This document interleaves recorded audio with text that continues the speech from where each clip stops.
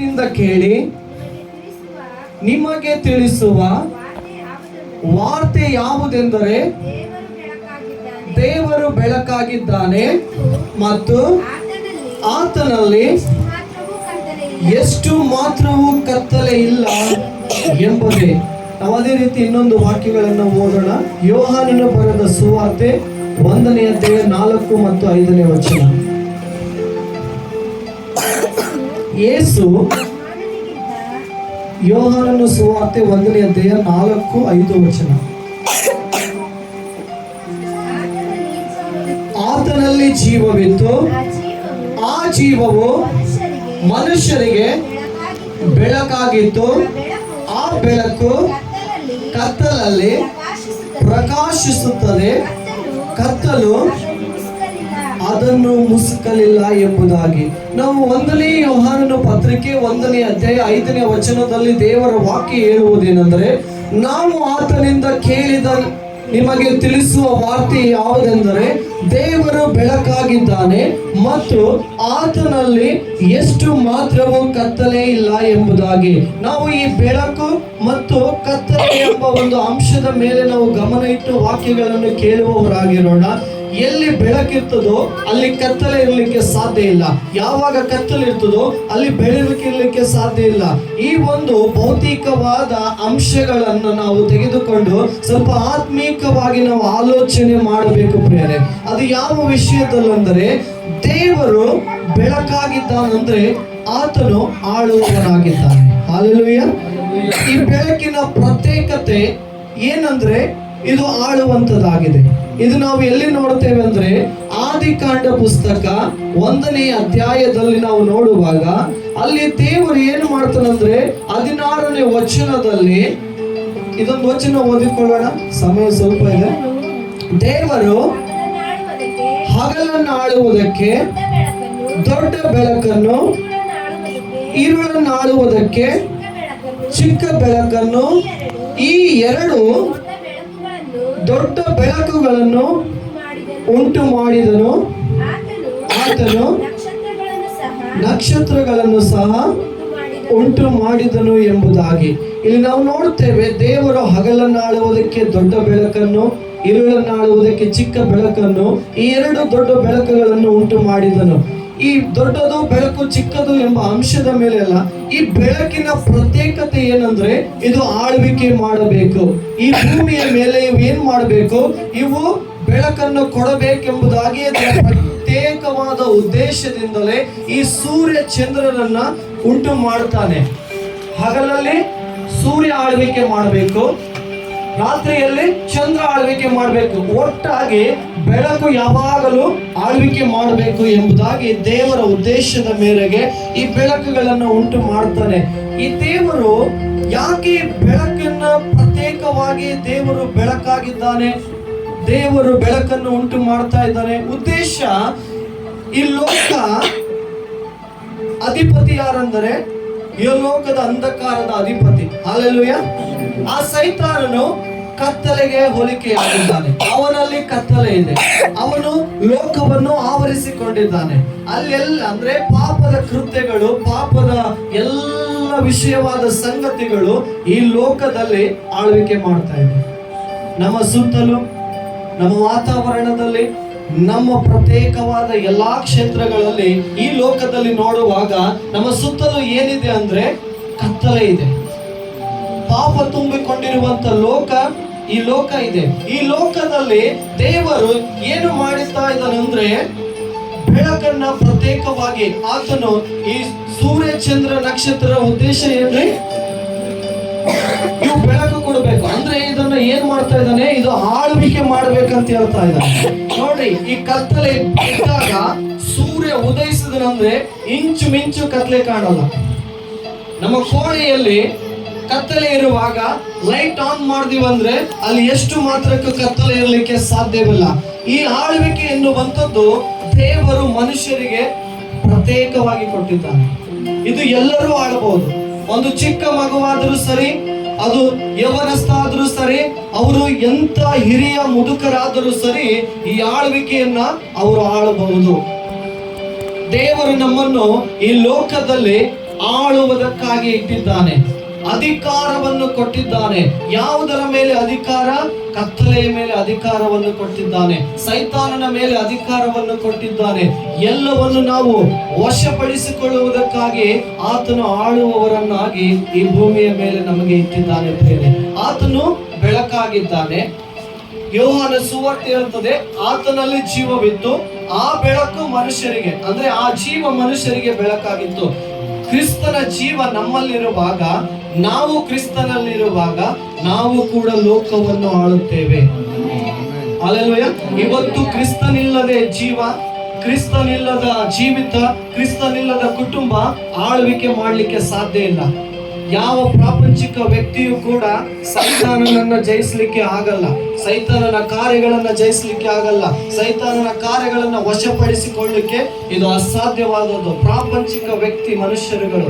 ಆದರೆ ದೇವರು ನಮ್ಮನ್ನು ಏನ್ ಮಾಡಿದನಂದ್ರೆ, ಆದಿಕಾಂಡ 1:26 ನಾವು ನೋಡುತ್ತೇವೆ, ದೇವರು ನಮ್ಮ ಹೋಲಿಕೆಗೆ ಅನುಗುಣವಾಗಿ, ಹಲ್ಲೆಲೂಯಾ, ನಮ್ಮ ಸ್ವರೂಪದಲ್ಲಿ ನಾವು ಏನು ಮಾಡೋಣ?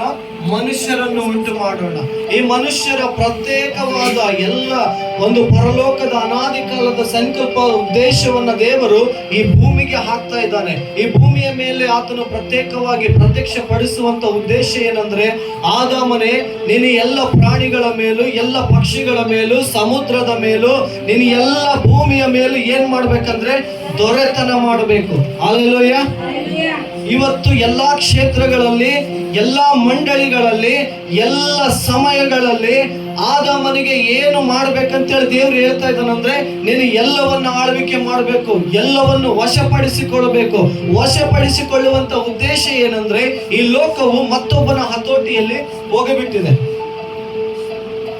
ಅದನ್ನ ನೀನು ಕಸ್ಕೊಳ್ಬೇಕು. ಅದನ್ನ ಕಸ್ಕೊಳ್ಬೇಕಂದ್ರೆ ಸಾಮಾನ್ಯ ಅಧಿಕಾರ ನಿನಗೆ ಬೇಕಾಗಲ್ಲ. ಆದ್ರೆ ನಾನು ನಿನಗೆ ಅಥಾರಿಟಿ ಕೊಡ್ತೇನೆ, ನಾನು ನಿನಗೆ ಅಧಿಕಾರ ಕೊಡ್ತೇನೆ. ನೀನು ಪಕ್ಷಿಗಳ ಮೇಲೆ ರೂಲ್ ಮಾಡಬೇಕು, ಅದು ನಿನಗೆ ಶಾಸ್ತ್ರ ಆಗ್ತದೆ. ಯಾವುದೇ ಪ್ರಾಣಿಗಳ ಮೇಲೆ ನೀನು ರೂಲ್ ಮಾಡಬೇಕು, ಅದು ನಿನ್ನ ಮಾತು ಕೇಳುತ್ತದೆ. ಯಾವುದೇ ಕ್ರೂರ ಸಂಗತಿಗಳಾದ್ರೂ ಕೂಡ ನೀನು ಅದನ್ನು ವಶಪಡಿಸಿಕೊಳ್ಳಬೇಕು. ಎಲ್ಲದರ ಮೇಲೆ ಪ್ರತ್ಯೇಕವಾಗಿ ಅವಳು ಆದಾಮನ ಉದ್ದೇಶ ಏನು? ಇವರು ದೊರೆತನ ಮಾಡಬೇಕು, ಅಧಿಕಾರದಲ್ಲಿ ಇರ್ಬೇಕಂತೇಳಿ ದೇವರು ಈ ಭೂಮಿಯ ಮೇಲೆ ಅವರನ್ನು ಇಟ್ಟಿದ್ದನು ಪ್ರೇರೆ. ನೋಡ್ರಿ, 1000 ವರ್ಷಗಳ, ಎಷ್ಟು ವರ್ಷಗಳ ಕಾಲಘಟ್ಟನೋ ಗೊತ್ತಿಲ್ಲ, ಆದ್ರೆ ಭೂಮಿಯ ಸಮುದ್ರದ ಮೇಲೆ ಕತ್ತಲೆ ತುಂಬಿಕೊಂಡಿತ್ತು ಅಂತ ಹೇಳಿ ವಾಕ್ಯ ಹೇಳ್ತದೆ. ಬಹಳ ವರ್ಷಗಳು, ಅನೇಕ ವರ್ಷಗಳಿಂದ ಕತ್ತಲೆ ತುಂಬಿಕೊಂಡಾಗ ದೇವರು ಏನ್ ಮಾತನಾಡಿದನು? ಬೆಳಕನ್ನು ಮಾತನಾಡಿದನು. ಅಂದ್ರೆ ದೇವರ ವಾಕ್ಯದಿಂದ ನಾವು ಅಧಿಕಾರ ನಡೆಸುವಾಗ ಎಲ್ಲವೂ ಕೂಡ ಏನಾಗ್ತದೆ? ಅಲ್ಲಿ ಕತ್ತಲೆ ನೀಗುವಂತದಾಗಿದೆ. ಸೈತಾನನ ಕಾರ್ಯಗಳು ಅಡಗುವಂತದಾಗಿದೆ. ಸೈತಾನನ ಕಾರ್ಯಗಳು ಲಯವಾಗುವಂತದಾಗಿದೆ. ಈ ಭೂಮಿ ಕ್ರಮವಿಲ್ಲದೆ ಬಿದ್ದದಾಗಿ ಮಾಡಿದ್ದು ಸೈತಾನನು. ಈ ಭೂಮಿ ಬರಿದಾಗಿ ಬಿದ್ದಿದ್ದು ಮಾಡಿದ್ದು ಸೈತಾನನು. ಈ ಲೋಕದಲ್ಲಿ ಕತ್ತಲು ತುಂಬಿಸಿದ್ದು ಸೈತಾನನು. ಆದರೆ ಇದನ್ನ ದೇವರು ಏನನ್ನ ಮಾಡ್ತಾ ಇದ್ದಾನಂದ್ರೆ, ಇದರಲ್ಲಿ ತನ್ನ ಬೆಳಕನ್ನ ಮಾತನಾಡ್ತಾ ಇದ್ದಾನೆ. ಬೆಳಕಿನ ಪ್ರತ್ಯೇಕತೆಯನ್ನು ದೇವರು ಬಯಲುಪಡಿಸಿ ಅದಕ್ಕೆ ಆಳಬೇಕು. ಇದು ದಿನನಿತ್ಯ ಆಳಬೇಕು. ಇವತ್ತು ಸೂರ್ಯ ನೋಡ್ರಿ, ಪ್ರತಿದಿನ ಆಳ್ವಿಕೆ ಮಾಡ್ತಾ ಇದ್ದಾನೆ. ಚಂದ್ರ ನೋಡ್ರಿ, ದಿನನಿತ್ಯ ಆಳ್ವಿಕೆ ಮಾಡ್ತಾ ಇದ್ದಾನೆ. ಆದ್ರೆ ಇವತ್ತು ಮನುಷ್ಯರಾದ ನಾವುಗಳು ಯಾವ ಆಳ್ವಿಕೆಯಲ್ಲಿ ನಾವು ಜೀವಿಸುತ್ತಾ ಇದ್ದೇವೆ ಎಂಬುದನ್ನ ಗಮನ ಮಾಡಿಕೊಳ್ಬೇಕು. ನಾವು ಆಳ್ವಿಕೆ ಮಾಡ್ತಾ ಇದ್ದೇವಾ ಅಥವಾ ನಮ್ಮನ್ನ ಏನಾದ್ರೂ ಆಳ್ವಿಕೆ ಮಾಡ್ತಾ ಇದ್ದೇವೆ? ಯಾಕಂದ್ರೆ ಎಲ್ಲಿವರೆಗೂ ಇವರು ದೇವರ ಮಾತಿಗೆ ವಿಧೇಯರಾಗಿದ್ರು ಅಲ್ಲಿವರೆಗೂ ಇವರು ಆಳ್ವಿಕೆ ಮಾಡ್ತಾ ಇದ್ರು. ಆದ್ರೆ ಯಾವಾಗ ದೇವರ ಒಂದು ವಾಕ್ಯಕ್ಕೆ, ದೇವರ ಆಜ್ಞೆಗೆ ಅವಿಧೇಯತೆಯನ್ನು ಉಂಟು ಮಾಡಿದ್ರು, ಇವರ ಮೇಲೆ ಸೈತಾನನು ಆಳ್ವಿಕೆ ಮಾಡುವುದಕ್ಕೆ ಪ್ರಾರಂಭ ಮಾಡ್ದ. ಎಲ್ಲಿವರೆಗೂ ನಾವು ದೇವರ ವಾಕ್ಯಕ್ಕೆ ವಿಧೇಯತೆ ಉಳ್ಳವರಾಗಿ, ದೇವರ ಮಾತಿಗೆ ಗೌರವಿಸುವವರಾಗಿ, ದೇವರ ವಾಕ್ಯಕ್ಕೆ ಸನ್ಮಾನಿಸುವವರಾಗಿ ಆತನಲ್ಲಿ ನಾವು ಇರುತ್ತೇವೋ ಅಲ್ಲಿಯವರೆಗೂ ನಾವು ಈ ದಿನಾಲೂ ಕೂಡ ಆಳ್ವಿಕೆ ಮಾಡಬಹುದು. ಎಲ್ಲ ಸಮಯ, ಎಲ್ಲ ದಿನಗಳು, ಎಲ್ಲ ತಿಂಗಳುಗಳು, ಎಲ್ಲ ವರ್ಷಗಳು, ಜೀವಿತ ಕಾಲ ಅವಧಿ ನಾವು ಆಳ್ವಿಕೆ ಮಾಡುವವರಾಗಿದ್ದೇವೆ. ಇವತ್ತು ಒಂದು ದಿವಸ ಆಳ್ವಿಕೆ ಅಲ್ಲ. ಸೂರ್ಯನು ಒಂದು ದಿನ ಬಂದು 1 ವರ್ಷದ ಮೇಲೆ ಮೂಡ್ತಾ ಇಲ್ಲ. ಪ್ರತಿದಿನ ಅವನು ಆಳ್ವಿಕೆ ಮಾಡ್ತಾನೆ. ಅವನು ಬಂದಾಗೆಲ್ಲ ಕತ್ತಲೆ ನೀಗ್ತದೆ. ಉದ್ದೇಶ ಅದು ರೂಲ್ ಮಾಡಬೇಕು. ಇವತ್ತು ದೇವರ ಮಕ್ಕಳು ಕೂಡ ನಾವುಗಳು ಅಧಿಕಾರದಲ್ಲಿದ್ದು, ನನಗೆ ಅಧಿಕಾರ ಇದೆ ಅಂತೇಳಿ ಆತನ ಜೀವದಲ್ಲಿ ನಾನು ನಡಿಲಲ್ಲ ಅಂದ್ರೆ ನನ್ನ ಮೇಲೆ ಮತ್ತೊಂದು ಆಳ್ವಿಕೆ ಮಾಡುವುದಕ್ಕೆ ಪ್ರಾರಂಭ ಮಾಡ್ತದೆ. ಇವತ್ತು ನಾವು ದೇವರ ಮಕ್ಕಳಾಗಿದ್ದೇವೆ, ದೇವರ ವಾಕ್ಯಗಳನ್ನ ಕೇಳಿಸಿಕೊಳ್ತೇವೆ, ದೇವರ ವಾಕ್ಯಗಳನ್ನ ನಾವು ಧ್ಯಾನ ಮಾಡ್ತೇವೆ, ಓದುತ್ತೇವೆ. ಆದರೆ ಅದನ್ನ ಕೈಗೊಂಡು ನಡೆಯುವಾಗ ನಾವು ಆಳ್ವಿಕೆ ಮಾಡುವವರಾಗಿದ್ದೇವೆ. ಎಲ್ಲಿವರೆಗೂ ಆದಾಮರು ಏನ್ ಮಾಡಿದ್ರು? ವಾಕ್ಯವನ್ನ ಕೇಳಿದ್ರು. ಆದಾಮನೇ ಎಲ್ಲ ಹಣ್ಣನ್ನ ತಿನ್ನಬಹುದು, ಆದರೆ ಈ ತೋಟದ ಮಧ್ಯದ ಮೇಲಿನ ಹಣ್ಣನ್ನು ನೀನೇನ್ ಮಾಡಬಾರ್ದು, ತಿನ್ನಬಾರ್ದು. ಇದು ಆಜ್ಞೆ. ಈ ವಾಕ್ಯಕ್ಕೆ ಅವ್ರು ಎಲ್ಲಿವರೆಗೂ ನಡ್ಕೊಂಡಿದ್ರು ಅಲ್ಲಿವರೆಗೂ ಇವ್ರು ಏನ್ ಮಾಡಿದ್ರು ಅಂದ್ರೆ ಇವ್ರು ಆಳ್ವಿಕೆ ಮಾಡ್ತಿದ್ರು. ದಿನನಿತ್ಯ ಇವರ ಕೆಲಸದಲ್ಲಿ ಜಯ, ದಿನನಿತ್ಯ ಇವರ ಒಂದು ಜೀವಿತದಲ್ಲಿ ಜಯ, ದಿನನಿತ್ಯ ದೇವರಲ್ಲಿ ಇವರು ಅನ್ಯೋನ್ಯತೆಯಾಗಿದ್ರು. ಅಂದ್ರೆ ದೇವರ ಅನ್ಯೋನ್ಯತೆಯಲ್ಲಿ ಇದ್ದುಕೊಂಡು ಎಲ್ಲಾ ಸಮಯಗಳಲ್ಲಿ ಎಲ್ಲಾ ಕ್ಷೇತ್ರಗಳಲ್ಲಿ ಇವರು ಆಳ್ವಿಕೆ ಮಾಡ್ತಾ ಇದ್ರು. ಇವತ್ತು ದೇವರ ಮಕ್ಕಳು ನಾವು ಕೂಡ ಈ ದೇವರ ಅನ್ಯೋನ್ಯತೆ ಎನ್ನುವಂಥದ್ದನ್ನು ನಾವು ಬಿಗಿಯಾಗಿ ಕಟ್ಟಿಕೊಳ್ಬೇಕು. ಸೈತಾನನ ಉದ್ದೇಶನೇ ಇದು. ಸೈತಾನನ ಒಂದು ಮುಖ್ಯವಾದ ಒಂದು ಆಗದೆ ಬರುವಂತ ಸಂಗತಿ ಏನಂದ್ರೆ ನಾವು ದೇವರ ಅನ್ಯೋನ್ಯತೆಯಲ್ಲಿರುವಂಥದ್ದು. ನಾವು ಲೋಕದಲ್ಲಿ ಎಂತ ವ್ಯಕ್ತಿಯ ಜೊತೆ ಇದ್ರೂ ಕೂಡ ಆತನಿಗೆ ಟೆನ್ಷನ್ ಇಲ್ಲ. ಎಲ್ಲಿವರೆಗೂ ನಾನು ದೇವರ ಅನ್ಯೋನ್ಯತೆಯಲ್ಲಿ ನಡೀತೇನೋ ಅಲ್ಲಿವರೆಗೂ ಅವನ ದೃಷ್ಟಿ ನಮ್ಮ ಮೇಲೆ ಇರ್ತದೆ. ಹೇಗೆ ಅನ್ಯೋನ್ಯತೆಯನ್ನು ಬಿಡಿಸಬೇಕು, ಹೇಗೆ ಅನ್ಯೋನ್ಯತೆಯಿಂದ ದೂರ ಮಾಡಬೇಕು ಅನ್ನುವಂಥದ್ದು. ಇವತ್ತು ಸೈತಾನನು ಪಂಚ ಆಗ್ತಾ ಇರ್ತಾನೆ. ಆದ್ರೆ ನಾವು ದಿನಪ್ರತಿ ಆಳವಾಗಿ ದೇವರ ಅನ್ಯೋನ್ಯತೆಯಲ್ಲಿ ನಮ್ಮನ್ನು ನಾವು ಕಟ್ಟಿಕೊಳ್ಬೇಕು. ಯಾಕಂದ್ರೆ ಸೂರ್ಯ ಆಳ್ವಿಕೆ ಮಾಡ್ತಾ ಇದ್ದಾನಂದ್ರೆ ಅವನಿಗೆ ಆದಂತ ತಾಪಮಾನ ಇದೆ. ಇವತ್ತು 40 ಡಿಗ್ರಿ ಟೆಂಪರೇಚರ್ ಬಿಸಿಲು ಬಂದ್ರೆ ನಾವು ಮನೆಯಿಂದ ಹೊರಗೆ ಬರೋಕ್ಕೆ ಭಯ ಪಡ್ತಾ ಇದ್ವಿ. ಅವನು ಎಷ್ಟೋ ಸಾವಿರಾರು ಕಿಲೋಮೀಟರ್, ಲಕ್ಷ ಕೋಟಿ ಕಿಲೋಮೀಟರ್ ಅವನು ದೂರ ಇದ್ದಾನೆ. ಅವನಿಗೂ ನಮಗೂ ಬಹಳ ಅಂತರ ಇದೆ, ಸೂರ್ಯನಿಗೂ ನಮಗೂ. ಆದ್ರೆ ಅವನ ಒಂದು ತಾಪಮಾನದಲ್ಲಿ ಜಸ್ಟ್ 40 ಡಿಗ್ರಿ ಟೆಂಪರೇಚರ್ ಬಿಸಿಲು ಬಂದ್ರೆ ನಮ್ಮ ಮೈ ಕರಗಲ್ಲ ಸ್ಟಾರ್ಟ್ ಮಾಡ್ತದೆ. ನಮ್ಮ ಮೈಯಲ್ಲಿ ಏನಾಗ್ತದೆ, ಅದು ಪ್ರಭಾವ ಬೀರ್ಲಿಕ್ಕೆ ಸ್ಟಾರ್ಟ್ ಮಾಡ್ತದೆ. ಅಂದ್ರೆ ಇವತ್ತು ನಾನು ಪ್ರಾರ್ಥನೆ ಇಲ್ಲದೆ, ವಾಕ್ಯ ಜೀವಿತ ಇಲ್ಲದೆ ನಾನು ಆಳ್ವಿಕೆ ಮಾಡಕ್ ಹೋಗ್ತೀನಿ ಅಂದ್ರೆ ಅದು ಆಗಲ್ಲ. ಯಾಕಂದ್ರೆ ಆ ತಾಪಮಾನದಲ್ಲಿ ನಾವು ಬೆಳಿಬೇಕು, ಆ ತಾಪಮಾನದಲ್ಲಿ ನಾವು ತುಂಬಿಕೊಳ್ಬೇಕು. ಪ್ರಾರ್ಥನೆ ವಾಕ್ಯ. ಈ ತಾಪ ಎಷ್ಟು ಹೆಚ್ಚಿಗಾಗ್ತದೋ, ಈ ತಾಪ ಎಷ್ಟು ಬಲವಾಗಿ ಹೆಚ್ಚಾಗ್ತಾ ಇರ್ತದೋ, ನೀವೇನ್ ಮಾಡ್ರಿ, ಜಸ್ಟ್ ಪ್ರಾರ್ಥನೆ ವಾಕ್ಯ. ಈ ತಾಪಮಾನ ಹೆಂಗಾಗ್ತದೆ, ಆಟೋಮೆಟಿಕಲಿ ಸ್ಪ್ರೆಡ್ ಆಗಿ ಬೇರೆ ಮೇಲೆ ಪ್ರಭಾವ ಬೀರಲಿಕ್ಕೆ ಸ್ಟಾರ್ಟ್ ಮಾಡ್ತದೆ. ಈ ತಾಪಮಾನದಲ್ಲಿ ನೋಡ್ರಿ, ಸೂರ್ಯನ ಹತ್ರ ಬರ್ಲಿಕ್ಕೆ ಯಾವ ಪ್ರಯಾಸ ಮಾಡಲ್ಲ. ಮನುಷ್ಯ ಎಲ್ಲ ಗ್ರಹಗಳಿಗೆ ಓಡಾಡ್ತಾ ಇದ್ದಾನೆ, ಆದ್ರೆ ಸೂರ್ಯನ ಹತ್ರ ಹೋಗ್ಲಕ್ಕೂ ಆಲೋಚನೆ ಮಾಡಲ್ಲ. ಯಾಕೆ ಗೊತ್ತಾ? ಅದ್ರ ತಾಪಮಾನನೇ ಬೇರೆ ಇದೆ. ಇವತ್ತು ನಮ್ಮ ಬಳಿ ಕೂಡ ಸೈತಾನನ ಯಾವುದೇ ಕಾರ್ಯಗಳು ಕೂಡ ಹತ್ತಿರ ಬರ್ಲಿಕ್ಕೆ ಭಯ ಪಡಬೇಕು. ನಾವಿರುವಂತ ಜಿಲ್ಲೆಯಲ್ಲಿ ನಮ್ಮ ಹೆಸರು ಗುರುತಿರ್ಬೇಕು ಅವನಿಗೆ. ಆ ರೀತಿ ನಮ್ಮ ಜೀವಿತವನ್ನ ಕ್ರಿಸ್ತನ ಅನ್ಯೋನ್ಯತೆಯಲ್ಲಿ ನಡ್ಕೊಳ್ಬೇಕು. ಕ್ರಿಸ್ತನಲ್ಲಿ ನಾವು ಅಂಟಿಕೊಳ್ಳಬೇಕು. ಕ್ರಿಸ್ತನ ವಿಷಯಕ್ಕೆ ನಾವು ಒಳಗಾಗಬೇಕು. ನಾನು ಹೇಳ್ತಿದ್ದೀನಲ್ಲ, ಎಷ್ಟೋ ಕಿಲೋಮೀಟರ್ ಇರುವಾಗಲೇ ನಮ್ಮ ಆತನ ತಾಪಮಾನ ಮೇಲೆ, ಸೂರ್ಯನ ಮೇಲೆ ನಮ್ಮ ಮೇಲೆ ಬಿದ್ದಾಗ ಅದು ನಮಗೆ ಪ್ರಭಾವ ಬೀರ್ತಂದ್ರೆ ಎಷ್ಟರ ಮಟ್ಟಿಗೆ ನಾವು ಪ್ರಾರ್ಥನೆ ವಾಕ್ಯದಿಂದ ತುಂಬಲ್ಪಡ್ತೀವೋ ಅಷ್ಟರ ಮಟ್ಟಿಗೆ ನಾವು ಆಳ್ವಿಕೆ ಮಾಡಲಿಕ್ಕೆ ಸಾಧ್ಯ ಮಾಡ್ತೀವಿ. ಇವತ್ತು ನಾನು ಏನೆಲ್ಲ ಮಾಡ್ಬೋದು, ಆದ್ರೆ ಈ ಅಧಿಕಾರ ಇಲ್ಲದೆ, ಅಂದ್ರೆ ಆತನಲ್ಲಿ ಜೀವವಿತ್ತು, ಆ ಜೀವ ಬೆಳಕಾಗಿತ್ತು. ಅಂದ್ರೆ ಈ ವಾಕ್ಯ ಜೀವ, ಈ ವಾಕ್ಯ ಬೆಳಕು. ಈ ಬೆಳಕು ಯಾವಾಗೆಲ್ಲ ನಮ್ಮಲ್ಲಿ, ಅಂದ್ರೆ ಈ ಜೀವ ತುಂಬಿಕೊಳ್ತಾ ಇರ್ತೀವೋ ನಮ್ಮಲ್ಲಿ ಆ ವಾಕ್ಯದ ಪ್ರಭಾವ ಹೆಚ್ಚಾಗಿ ಹೋಗ್ತಾ ಇರ್ತದೆ. ಎಲ್ಲ ಇವತ್ತು ಅದು ಎಷ್ಟರ ಮಟ್ಟಿಗೆ ತುಂಬಿದೋ ಅಷ್ಟರ ಮಟ್ಟಿಗೆ ಅದು ಪ್ರಭಾವ ಬೀರ್ಲಿಕ್ಕೆ ಸಾಧ್ಯ. ನಾನು ಒಂದು ಸಾರಿ ಪ್ರಾರ್ಥನೆ ಮಾಡಿ ಒಂದು ವಾರ ನಾನು ಎಲ್ಲ ರೂಲ್ ಮಾಡ್ತೀನಿ ಅಂದ್ರೆ ಆಗಲ್ಲ. ದಿನಪ್ರತಿ ಈ ವಾಕ್ಯ ಪ್ರಾರ್ಥನೆಯಿಂದ ನಾವು ತುಂಬಲ್ಪಡಬೇಕು. ಈ ಪ್ರಭಾವದಿಂದ ತುಂಬಲ್ಪಡಬೇಕು. ಉದ್ದೇಶ ನಾವು ಆಳ್ವಿಕೆ ಮಾಡಬೇಕು. ನಮ್ಮ ಮಕ್ಕಳ ಮೇಲೆ ಬರುವಂತ ಪರಿಸ್ಥಿತಿಗಳ ಮೇಲೆ, ವಿಷಯಗಳ ಮೇಲೆ ನಾವು ಆಳ್ವಿಕೆ ಮಾಡಬೇಕು. ನಮ್ಮ ಕುಟುಂಬದ ವಿರುದ್ಧವಾಗಿ ಬರುವಂತ ವಿಷಯಗಳ ಮೇಲೆ ಆಳ್ವಿಕೆ ಮಾಡಬೇಕು. ನಮ್ಮ ವೈಯಕ್ತಿಕ ಜೀವಿತದ ವಿರುದ್ಧವಾಗಿ ಬರುವಂತ ಯಾವುದೇ ವಿಷಯ ಆಗಿರಬಹುದು ಅದರ ಮೇಲೆ ಆಳ್ವಿಕೆ ಮಾಡಬೇಕು. ಯಾಕಂದ್ರೆ ಕತ್ತಲು ಸ್ವಲ್ಪ ಮುಸ್ಕಾಗ್ಲಿಕ್ಕೆ ಸ್ಟಾರ್ಟ್ ಮಾಡಿದಾಗ ಏನಾಗ್ತದೆ ನೋಡ್ರಿ, ಹಿಂಗ ಸೂರ್ಯ ಮುಗಿದ ತಕ್ಷಣ ಸ್ವಲ್ಪ ಕತ್ತಲು ಬರ್ಲಿಕ್ಕೆ ಪ್ರಾರಂಭ ಮಾಡ್ತದೆ. ಮತ್ತೆ ಚಂದ್ರ ಬಂತಂದ್ರೆ ಒಂದು ರೀತಿ ನಾವು ಬೆಳಕನ್ನ ಕಾಣಲಿಕ್ಕೆ ಸಾಧ್ಯ ಮಾಡ್ತೇವೆ. ಹಲ್ಲೆಲೂಯಾ. ಇನ್ನೊಂದು ವಿಶೇಷ ಏನಂದ್ರೆ, ಒಬ್ಬ ಮನುಷ್ಯನಿಗೆ ನಾಳೆಯ ನಿರೀಕ್ಷೆ ಇದೆ. ಅಂದ್ರೆ ನಾಳೆ ಬೆಳಕಾಗ್ತದೆ. ಈಗಿನ ವ್ಯಕ್ತಿ, ಈಗ ನೋಡಿ ನಾವು ಕತ್ತಲೆಯಲ್ಲಿದ್ದೀವಿ, ನಾಳೆ ಬೆಳಕಾಗ್ತದೆ. ನಾಳೆ ನಾವೇನು ಆಲೋಚನೆ ಮಾಡ್ತೀವಿ ಅದು ಮಾಡಲು ನಮಗೆ ಒಂದು ನಿರೀಕ್ಷೆ ಇರ್ತದೆ. ಇವತ್ತು ನಾವು ಲೋಕಕ್ಕೆ ನಿರೀಕ್ಷೆ ಆಗಿದ್ದೇವೆ. ಸೂರ್ಯನ ಉದ್ದೇಶ ಇಡೀ ಭೂಮಿಗೆ ನಿರೀಕ್ಷೆ. ಇವತ್ತು ನಾವು ಕೂಡ ಲೋಕಕ್ಕೂ ದೇವರು ಏನ್ ಮಾಡಿದ್ದಾನೆ, ನಿರೀಕ್ಷೆಯಾಗಿ ಇಟ್ಟಿದ್ದಾನೆ. ನಮ್ಮನ್ನು ನೋಡುವಾಗ ಅನೇಕರಲ್ಲಿ ಒಂದು ವಿಶೇಷತೆ ಕಂಡು ಬರ್ತದೆ. ಕೆಲವರು ಅಂತಾರೆ, ನಿಮ್ಮಲ್ಲಿ ಮಾತನಾಡುವಾಗ ನಮಗೆ ಸಮಾಧಾನ ಅನಿಸ್ತದೆ, ಅದು ದೇವರ ಪ್ರಭಾವ. ನಿಮ್ಮ ಜೊತೆ ಇರುವಾಗ ನನಗೆ ಸಂತೋಷ ಅನಿಸ್ತದೆ, ಅದು ದೇವರ ಪ್ರಭಾವ.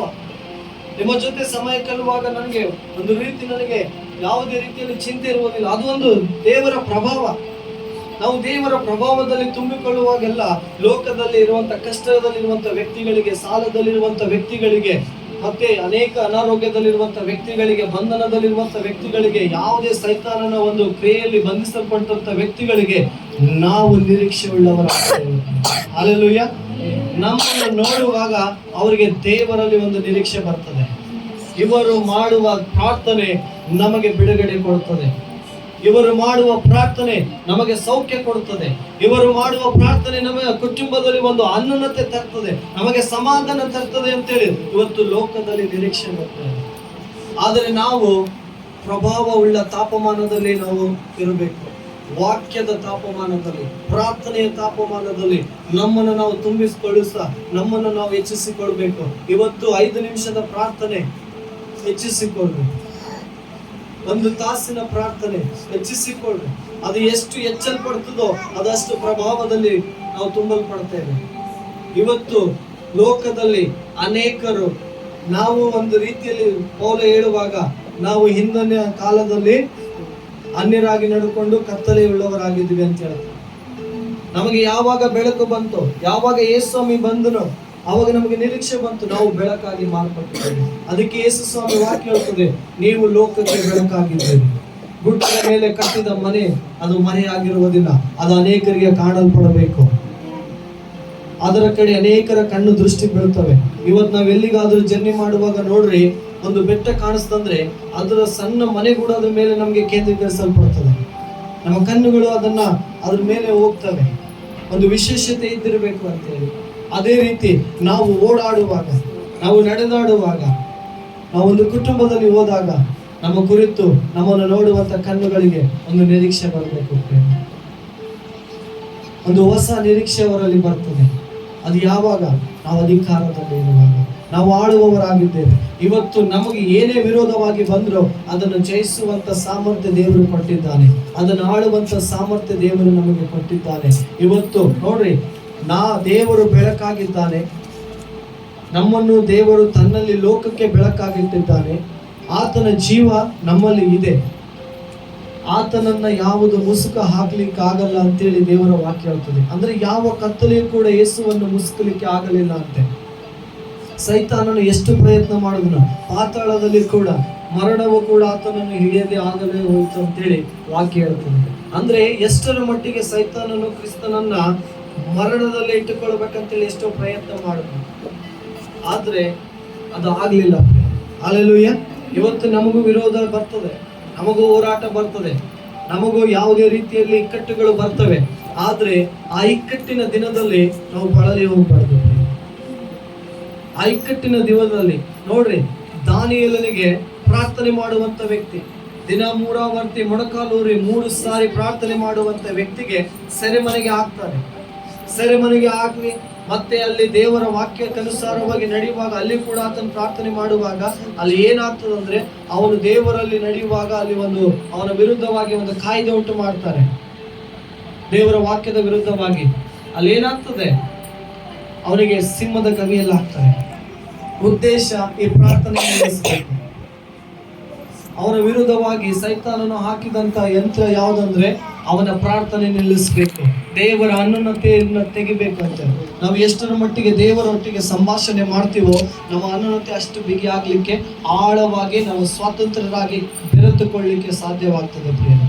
ಅಂದ್ರೆ ಇವಾಗ ನೋಡ್ರಿ, ನಾವು ಸಾಮಾನ್ಯವಾಗಿ ನಾವು ಎಷ್ಟು ಮಾತಾಡ್ತೀವೋ ನಾವು ಅಷ್ಟು ಅನ್ಯೋನ್ಯತೆಗೆ ಒಳಗಾಗ್ತೀವಿ. ಇದೊಂದು ಸೈಂಟಿಫಿಕಲಿ ನಾವು ಮಾತನಾಡುವಾಗೆಲ್ಲ ದೇವರಿಗೆ ಬಹಳಷ್ಟು ಹತ್ರವಾಗ್ತೀವಿ. ದೇವರ ಅನುನ್ನತಿಯಲ್ಲಿ ಬಲವಾಗಿ ಬೆಳಲಿಕ್ಕೆ ಸಾಧ್ಯವಾಗ್ತದೆ. ನಾವು ನಮ್ಮ ಪ್ರಾರ್ಥನೆ ಜೀವಿತವನ್ನು ಹೆಚ್ಚಿಸಿಕೊಳ್ಬೇಕು, ನಮ್ಮ ವಾಕ್ಯ ಜೀವಿತವನ್ನು ಹೆಚ್ಚಿಸಿಕೊಳ್ಬೇಕು. ಆವಾಗ ನಾವೇನು ಮಾಡಲಿಕ್ಕೆ ಸಾಧ್ಯ? ನಾವು ದೇವರಲ್ಲಿ ಕೂತ್ಕೊಂಡು ಆಳ್ವಿಕೆ ಮಾಡಲಿಕ್ಕೆ ಸಾಧ್ಯ. ನಮ್ಮನ್ನು ದೇವರು ಆಳ್ವಿಕೆ ಮಾಡುವುದಕ್ಕಾಗಿ ಭೂಮಿಯಲ್ಲಿ ಇಟ್ಟಿದ್ದಾನೆ. ದೊರೆತನ ಮಾಡುವುದಕ್ಕಾಗಿ ದೇವರು ಅಧಿಕಾರವನ್ನು ಕೊಟ್ಟಿದ್ದಾನೆ ಎಲ್ಲ ಕ್ಷೇತ್ರಗಳಲ್ಲಿ. ಆದಾಮನಿಗೆ ದೇವರು ಹೇಳಿದ ಪ್ರಕಾರ ಆಕಾಶದಲ್ಲಿ ಹಾರಾಡುವ ಪಕ್ಷಿಗಳು, ಮೃಗಗಳು, ಪ್ರಾಣಿಗಳು, ಜೀವ ಜಲಚರಗಳು, ಸಮುದ್ರದಲ್ಲಿರುವಂತ, ನೋಡ್ರಿ, ಭೂಮಿಯ ಒಂದು ಸಮುದ್ರದ ಒಳಗಿರುವಂತ ಜಲಚರಗಳ ಮೇಲೂ ಕೂಡ ದೇವರು ಆಳ್ವಿಕೆ ಕೊಟ್ಟಿದ್ದಾನೆ ಆದಾಮನಿಗೆ. ನೀನು ಎಲ್ಲ ಭೂಮಿಯ ಮೇಲೆ ಆಳ್ವಿಕೆ ಮಾಡಬೇಕು. ನೀನು ಎಲ್ಲಿ ಹೋಗ್ತೀಯೋ ಅದು ನಿನಗೆ ವಶವಾಗ್ತದೆ. ಇವತ್ತು ನಾವು ಒಂದು ಜಾಗದಲ್ಲಿ ಹೋಗುವಾಗ ಎಂತ ಅಧಿಕಾರದಲ್ಲಿ ಹೋಗ್ಬೇಕಂದ್ರೆ, ಈಗ ಕಾಲಿಟ್ರೆ ನನಗೆ ಸ್ವಂತವಾಗ್ತದೆ ಅಂತ. ಅಲ್ಲಿ ಹೋದ್ರೆ ಏನಾಗ್ತದೆ ಅಂತಲ್ಲ, ಅಲ್ಲಿಟ್ರೆ ನನಗೆ ಸ್ವಂತವಾಗ್ತದೆ. ಇವತ್ತು ದೇವರ ವಾಕ್ಯದಲ್ಲಿರುವಂತ ಮಕ್ಕಳು ನಾವು ಅನೇಕರನ್ನ ವಶಪಡಿಸಿಕೊಳ್ಳಬೇಕಾಗಿದೆ. ಲೋಕದಲ್ಲಿರುವಂತವರನ್ನ, ಸೈತಾನನ ಒಂದು ಅಧೀನದಲ್ಲಿ, ಪಾಪದ ಅಧೀನದಲ್ಲಿ, ಸಂಕೋಲೆಯಲ್ಲಿ ಕಟ್ಟಲ್ಪಟ್ಟಂತ ವ್ಯಕ್ತಿಗಳನ್ನ, ಅನೇಕರನ್ನ ನಾವು ವಶಪಡಿಸಿಕೊಳ್ಳಬೇಕಾಗಿದೆ. ಯಾವುದರ ಮೂಲಕ? ಪ್ರಾರ್ಥನೆ ಮೂಲಕ, ದೇವರ ವಾಕ್ಯದ ಅಧಿಕಾರದ ಮೂಲಕ, ನಾವು ಘೋಷಣೆ ಮಾಡುವುದರ ಮೂಲಕ ನಾವು ಅವರನ್ನ ವಶಪಡಿಸಿಕೊಂಡು ಅವರನ್ನು ನಾವು ದೇವರಲ್ಲಿ ನಡೆಸಲಿಕ್ಕಾಗಿ ದೇವರು ನಮ್ಮನ್ನು ಇಟ್ಟಿದ್ದಾನೆ. ಬೆಳಗಿನ ಪ್ರತ್ಯೇಕತೆ ಅನೇಕರಿಗೆ ನಿರೀಕ್ಷೆ. ಇವತ್ತು ನಾವು ಪ್ರಾರ್ಥನೆ ವಾಕ್ಯದಲ್ಲಿರುವಂತ ವ್ಯಕ್ತಿಗಳಾಗಿದ್ರೆ ನಮ್ಮನ್ನು ನೋಡಿ ಅನೇಕರು ನಿರೀಕ್ಷೆಯಲ್ಲಿ ಇರ್ತಾರೆ. ಪ್ರೇರೆ ನೋಡ್ರಿ, ಇವತ್ತು ದೇವರ ಮಕ್ಕಳಲ್ಲಿ ಒಂದು ಸ್ವಭಾವ ಕಾಣುವುದು ಒಳ್ಳೆಯದು, ಅದು ಉತ್ತಮವಾದದ್ದು. ನೋಡ್ರಿ, ಇವತ್ತೇನಾಗ್ತದೆ? ಆರಾಮಿಲ್ಲ ಅಂದ್ರೆ ಎಲ್ಲೆಲ್ಲೋ ತಿರುಗಾಡ್ತಾರೆ. ಕೊನೆಗೆ ಎಲ್ಲಿ ಬರ್ತದೆ ಕಾಲು? ಪಾಸ್ಟರ್ ಫೋನ್ ಮಾಡಿ. ಅಂದ್ರೆ ದೇವರು ರಕ್ತ ಕುಸುಮ ರೋಗಿ ಬಿಡುಗಡೆ ಕೊಟ್ಟನೇ ಇಲ್ಲ, ಕೊಟ್ಟ. ಆಕೆ ದುಡ್ಡಿರುವಾಗ ಎಲ್ಲೆಲ್ಲ ತಿರುಗಾಡ್ತಾಳು. ಆದ್ರೆ ಮತ್ತು ದೇವರಲ್ಲಿ ನಿರೀಕ್ಷೆ ಬಂತು. ಆದ್ರೂ ದೇವರು ಏನ್ ಮಾಡಿದ್ರು? ಆಕೆ ಬಿಡುಗಡೆ ಒಂದಲ್ಲ ಒಂದು ರೀತಿಯಲ್ಲಿ ಅವರು ದೇವರ ಬಳಿಗೆ ಬರ್ತಾರೆ. ಕೆಲವೊಬ್ರು ನೇರವಾಗಿ ಬರ್ತಾರೆ, ಕೆಲವೊಬ್ರು ಸುತ್ತಾಡಿ ಬರುವಂತ ಜಾತಿ ಇರ್ತದೆ, ಅದು ಏನು ಮಾಡಕ್ಕಾಗಲ್ಲ. ಆದ್ರೆ ದೇವರಲ್ಲಿ ಬರುವಾಗ ದೇವರು ಯಾರಿಗೂ ಪಕ್ಷಪಾತಿ ಅಲ್ಲ. ಅವರನ್ನ ದೇವರು ಬಿಡುಗಡೆ ಮಾಡಿ ಆಶೀರ್ವಾದ ಮಾಡುವಂತವನಾಗಿದ್ದಾನೆ. ಈ ವಾಕ್ಯದ ಒಂದು ಮೂಲ ಉದ್ದೇಶ ಏನಂದ್ರೆ ಪ್ರೇರೆ, ನಾವು ಆಳ್ವಿಕೆ ಮಾಡಬೇಕು. ನಮ್ಮ ಭವಿಷ್ಯತ್ತಿನ ವಿಷಯದಲ್ಲಿ ನಾವು ಆಳ್ವಿಕೆ ಮಾಡಬೇಕು. ನಾವು ಈಗಿನ ವಿಷಯದಲ್ಲಿ ಆಳ್ವಿಕೆ ಮಾಡಬೇಕು. ನಾವು ಪರಿಸ್ಥಿತಿಗಳ ಮೇಲೆ ಆಳುವವರಾಗಿದ್ದೇವೆ. ನಮಗೆ ಬರುವಂತ ವಿರೋಧದ ಮೇಲೆ ನಾವು ಆಳ್ವಿಕೆ ಮಾಡುವಂತವರಾಗಿದ್ದೇವೆ. ಈ ಬೆಳಕಿನ ಉದ್ದೇಶನೇ ಇದು, ಆಳಬೇಕು, ಮತ್ತೊಬ್ಬರಿಗೆ ನಿರೀಕ್ಷೆ ಆಗಿರಬೇಕು, ಕ್ರಿಸ್ತನ ಪ್ರಭಾವ ಕಾಣಲ್ಪಡಬೇಕು ಎಂಬುದಾಗಿ. ಈ ಒಂದು ವಾಕ್ಯವನ್ನು ಇಲ್ಲಿ ನಾನು ಮುಗಿಸ್ತೇನೆ.